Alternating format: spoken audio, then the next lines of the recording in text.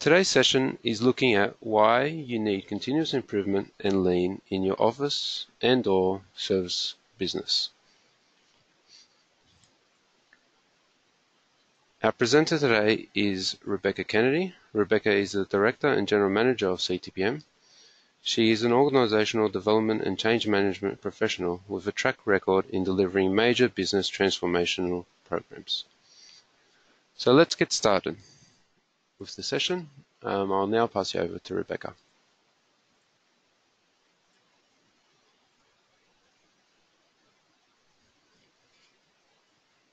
Hi everyone.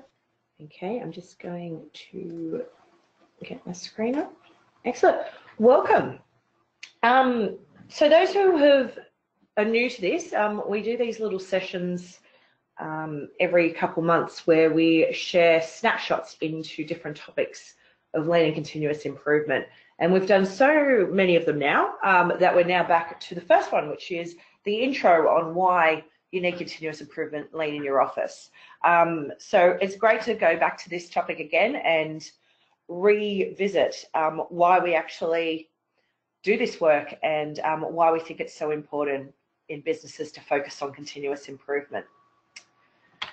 So first of all, let's start off with the history of lean and continuous improvement.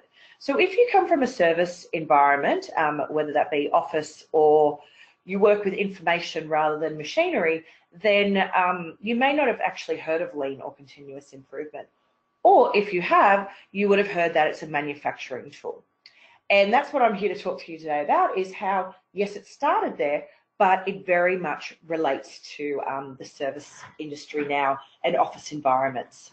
But lean and continuous improvement has been evolving over the last 150 years, with many people having an impact and influencing and shaping it over that time. So I'm just going to touch on some of the biggest players, and it all started with Henry Ford. So most of you would know who Henry Ford is, or at least you know what he created, which is the Ford cars. He was the first person that truly integrated in an entire production process, which we refer to as a modern assembly line. So what he did was he had his assembly line in place, and as each step the car went through, it had different components added to it within a few minutes, and it was the outcome was perfect each time. It all linked up. It was always the same, which brought us to a bit of a challenge.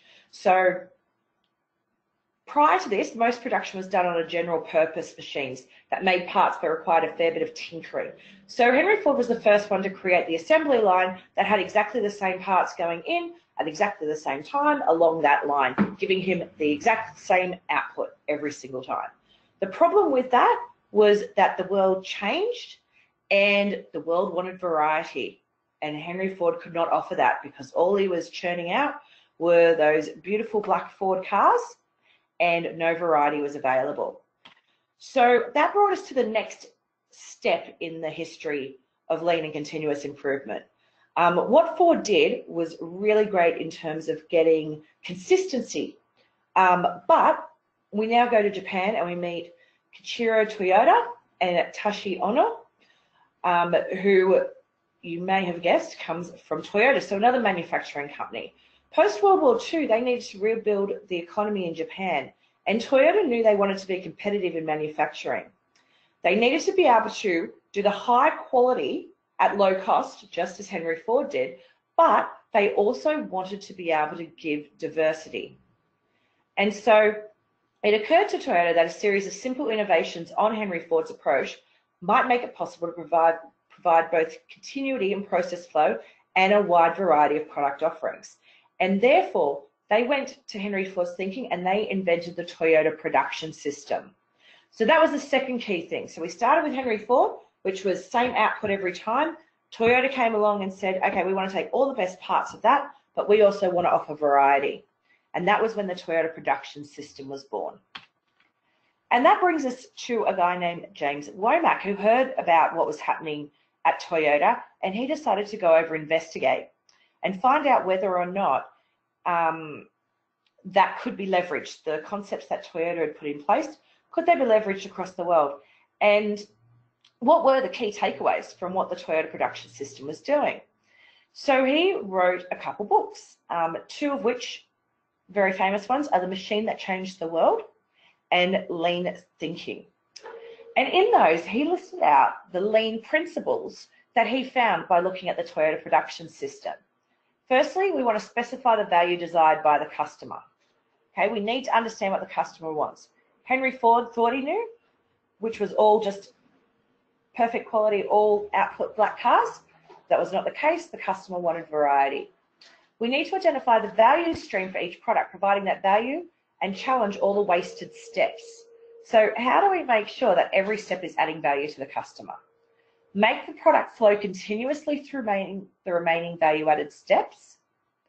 Introduce pull between all steps where continuous flow is possible. So you don't want a build-up of items. You want them to be pulled along the process.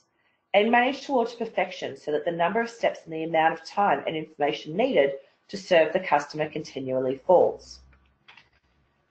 So from a history perspective, they are, without going into, there is so much more to it, three key areas that I like to reflect on when I think about where lean started from.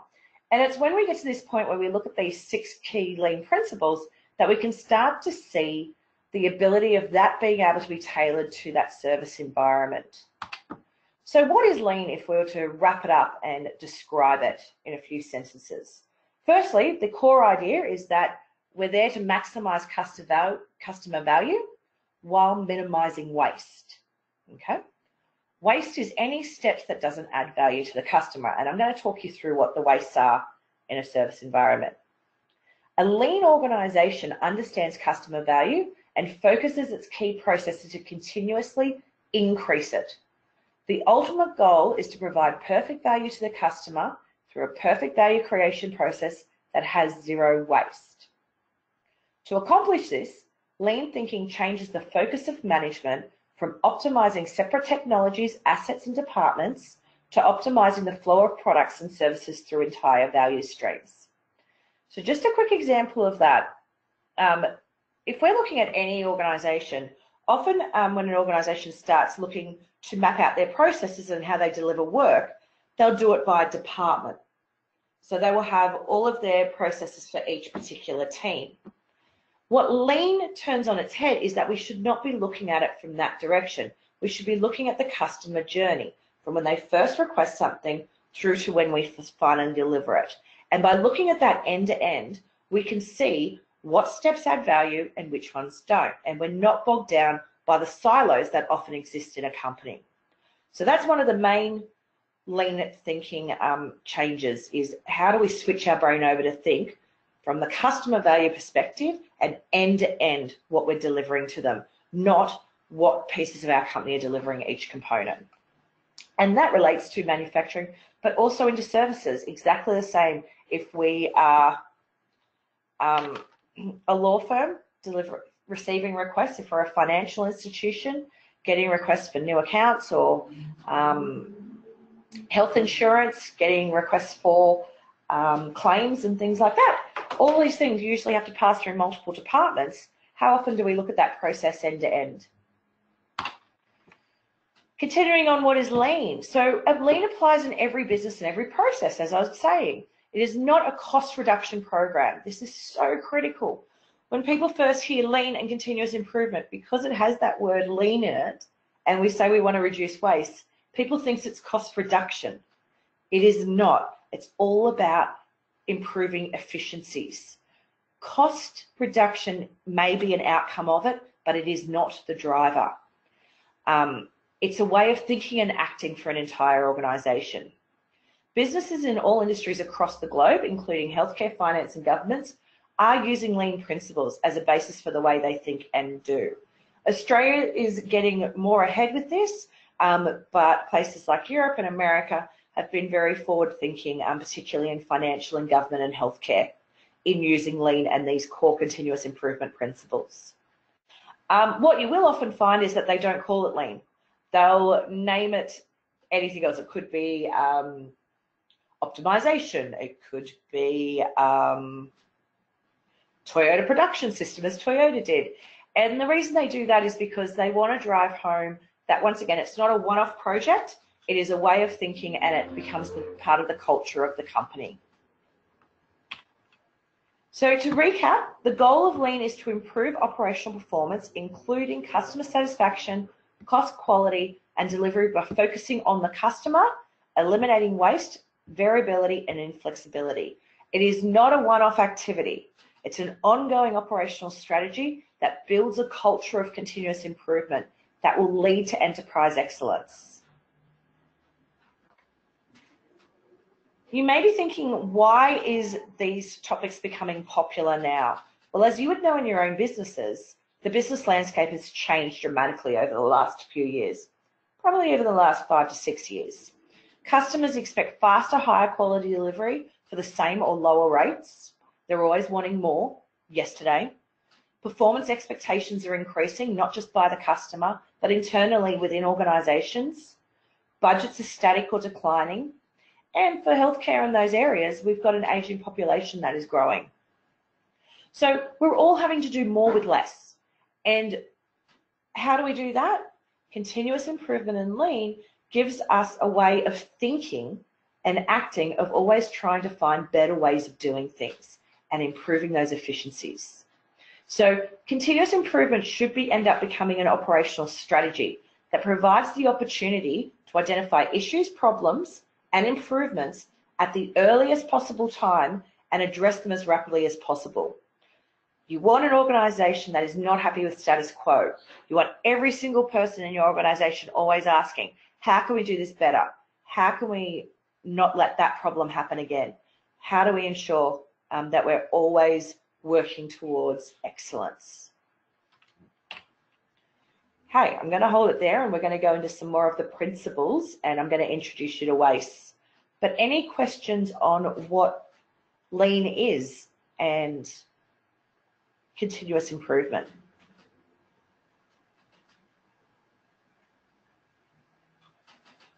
No? Okay, we'll carry on. You will notice that I use Lean and continuous improvement sometimes interchangeably.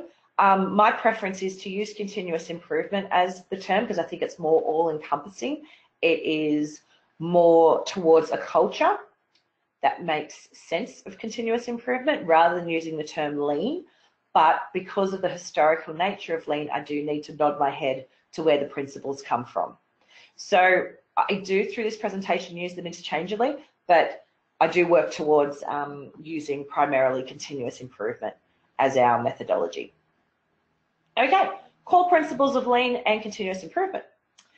As we said earlier, what Womack found with the Toyota production system, put the customer at the heart of the business. We need to define value from the customer's perspective end to end. This needs to be understood for all products and services offered by the business. So as I said, from when the customer first asks for whatever it is we're going to deliver them to when we deliver it,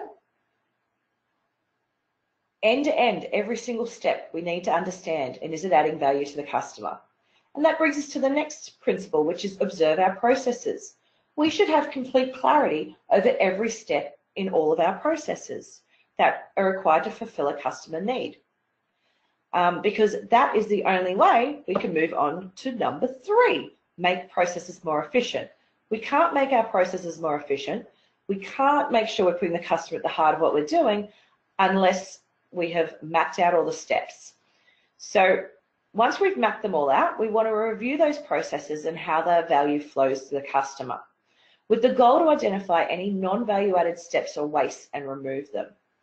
And it may be that sometimes we can't remove them straight away, but always looking to improve, to make it quicker, make it faster, make it better for both our team members, employees, which ultimately impacts the customer. So reducing those frustrations in the business. We then go on to number 4, which is strengthen performance systems and measures. We want to be able to measure that the changes we made are actually working, that we are achieving getting the customer at the heart of the business, and that our processes are becoming less waste and more value added. So we want to have performance targets for all levels of the business, and we want to make sure they're transparent. so that people are encouraged to have the resources at hand to do root cause problem solving, but also just that transparency, once again, builds a culture of continuous improvement. You're not hiding behind numbers because you're putting them out there. Next one is then empowering people.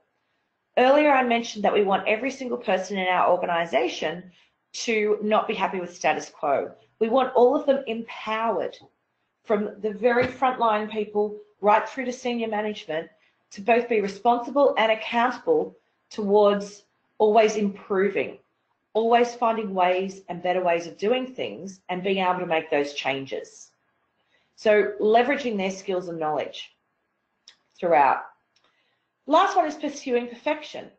Now, the fun thing about pursuing perfection is you can never reach perfection. There's always going to be a better way of doing things, especially as the world changes and technology changes. So we're never going to reach perfection, but what we want to do is get closer and closer to it. And it very much becomes a curve. So yes, there's a lot of work to do up front, but as we get closer to that perfection, that world class, then there's less pieces to fix. Sometimes they're bigger pieces to fix, but we're always pursuing a better way of doing things. And that really comes down to that culture. These 6 principles work together. You cannot have some of them without another. So them together builds that culture of continuous improvement I was referring to. Any questions on those 6 principles? Good. All right. So we've heard the word waste quite a lot. What waste comes down to, it's just kind of a side piece to lean, I guess. You want lean, you want less fat, you want to get rid of waste. Waste is a non-value-added activity. So we think of it in 2 ways: value-added activities, non-value-added activities, and value is perceived by the customer. Value-added is any task or element of work that improves or adds function or quality to the product or services, if it's done right the first time and the customer wants it. Non-value-added consumes resources that creates no values in the eye of the customer, or the customer is just simply not willing to pay for it. We might have thought they wanted it, but then they say, no, that's actually a non-value-added activity. That is waste. We then have a third bucket, which is all our business value-added activities. They're the necessary things for keeping our business running, okay? They're our policies, they're our compliance, they're the law, they're the finance, they're all the things we need. We should still be looking at all those, because within there are still wastes, but they are required to keep the business running. So they're different to the pieces that are linked to the customer. So we've got 2 things: value-added, non-value-added. Now, the reason why we should be focusing on the non-value-added activities and getting rid of those wastes. What you see at the top here is a typical ratio. If we look at one particular process within any business, we'll often find that only 10% of the activities are adding value to the customer, while 90% of them are usually non-value-added. They could be for the business records, they could be simply things that we're doing because we think the customer wants them. Lots of different things make that up. What often happens is a company will say, all right, we need to get more efficiencies, so we're going to increase our value-added activities. So we're going to add a new computer system because that will make us faster. Or we'll get more people, because if we have more people doing it, we can get more work done. So with those kinds of improvements, you'll see an increase in the value-add activities, but it's not long-term. And secondly, you've still got as many non-value-added activities happening because you haven't updated the process. Whereas if you focus on eradicating the waste and the non-value-add activities for your current processes, you will automatically free up more value-added time, which will free up capacity to deliver more. So what we have found working with many organisations over the years is that you get a much bigger impact by reducing the waste than you do by bringing on new people and new systems. You may need new people and new systems once you've updated your processes, but that should always be your first step. And that extra value-add activities can be redeployed to offer more to your customers, to increase satisfaction. Your employees are happier because they're less frustrated with the tasks that they're doing. So what are some of these non-value activities? I'll just stop again. I've got a lot of question times in here just in case. All right, let's have a look at our wastes. So an easy way to remember non-value add activities are what we refer to as the lean 8 wastes. And we use a little mnemonic called downtime. Defects, overproduction, waiting, non-utilisation of people, transportation and handling, inventory and storage, motion, extra processing. These were first built from a manufacturing perspective, but they align perfectly to services and an office environment. Let's have a look at some of these. So defects, as you would know, it's the effort involved in having to fix errors and mistakes. We're talking about a service or office environment. It could be data entry errors, inaccurate reported data, missing or incomplete information on forms when you receive them. It could be a pricing error, lost records, design flaws, so many things. Defects are one that I think all of us can relate to really well. So it's all the time lost in fixing those. Next is overproduction. So producing more products or services than the customer needs or the next process can use right away. What does this mean in office environment? Printing hard copies of forms or printing paperwork before it's needed and then you have to reprint it. How often does that happen? Too many meetings, the absolute classic one. And it's not just the fact it's too many meetings, it's ineffective meetings or more people attending the meeting that is required. Death by meeting is such a classic term, and gosh, it comes out when you start looking at end-to-end processes. Too many people being copied into emails. So the time wasted for those people reading an email that they may not actually need to be copied into. Creating or preparing reports that are not used or read, another classic one that I myself have been party to on numerous occasions in previous roles. Too many signature levels, so too many approvals.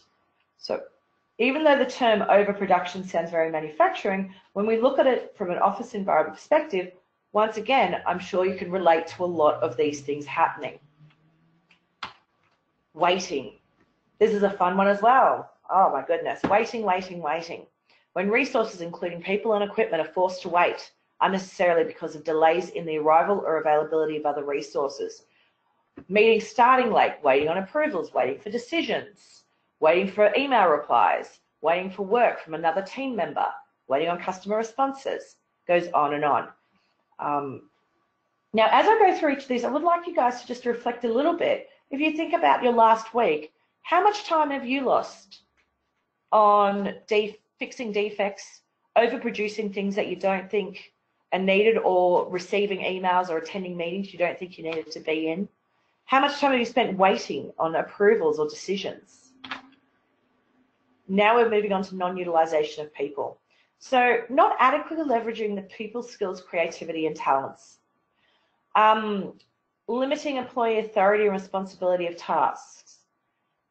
Restricting or not offering training on technical resources. My classic one, staff hired to do X but spending time on Y. Or simple tasks incorrectly allocated to highly paid subject matter experts.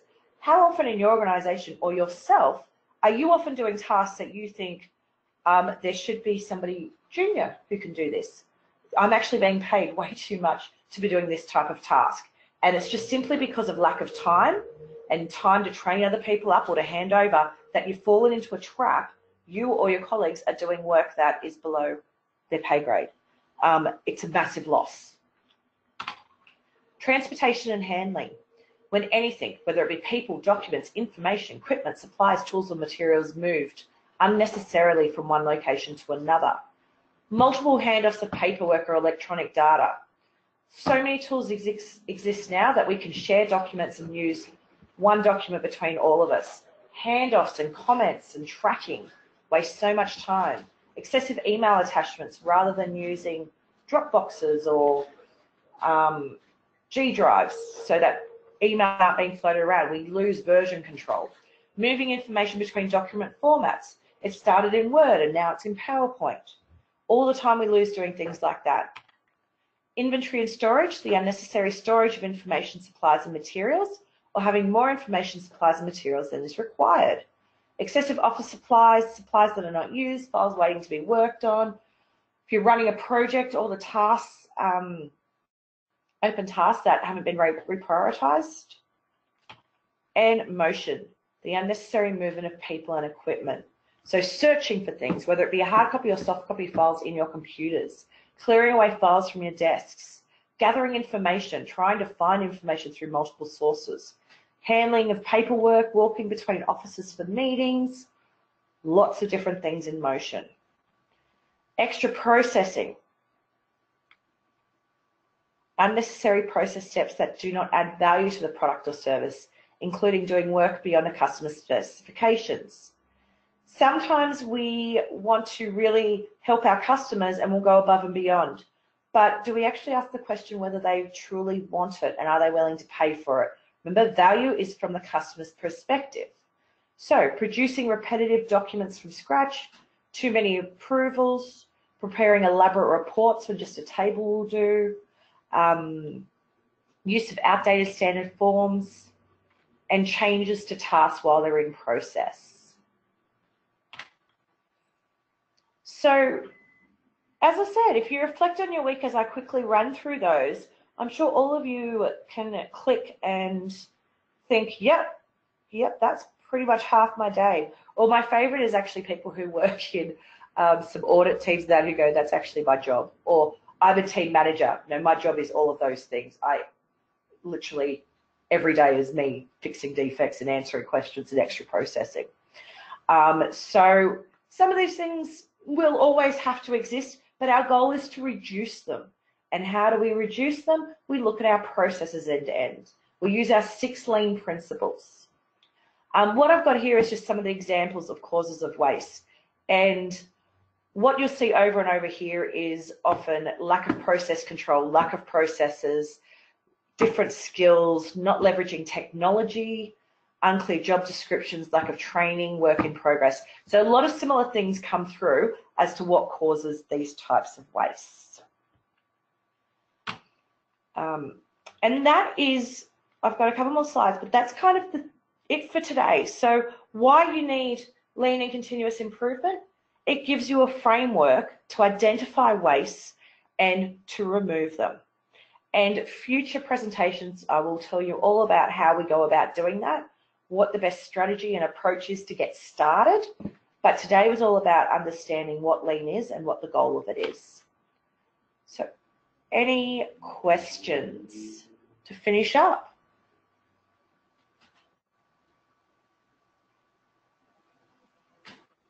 All right.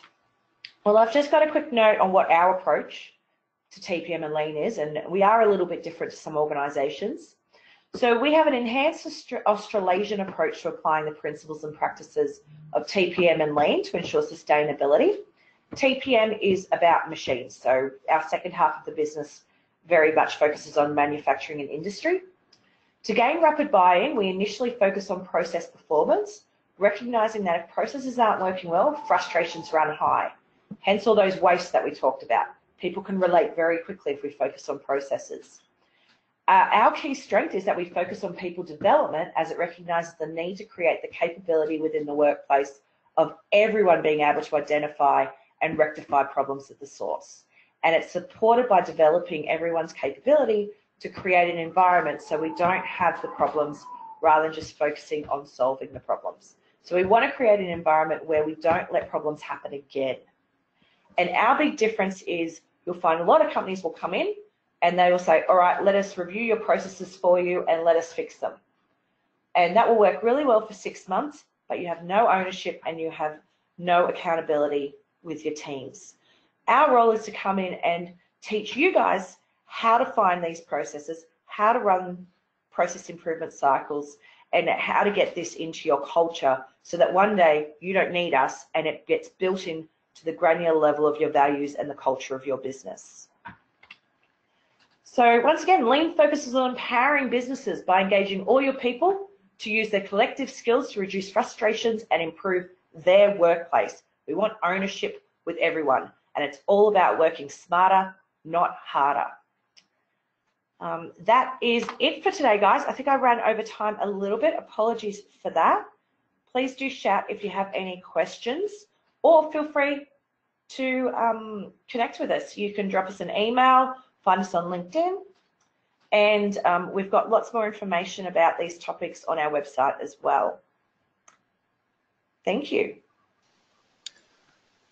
Okay, thank you very much, Rebecca. That was a great presentation. It's good to recap on all those lean and continuous improvement activities. So, as Rebecca said, if you guys have any questions, please feel free to raise your hand now or type in the question and control panel box provided. We'll give you a couple seconds to do that just before we head off. And in the meantime, just a quick reminder that a recording of the webinar will be uploaded onto our YouTube channel this afternoon, so please feel free to share it with your colleagues. And you also get that link in your thank you email, which will be sent out shortly. Okay, it doesn't seem like we have any questions. So if you do think of any questions, feel free to contact us at any time. And on behalf of everyone, myself and Rebecca and the team at CTPM, we thank you for attending, and we hope you enjoy the rest of your day. Thank you.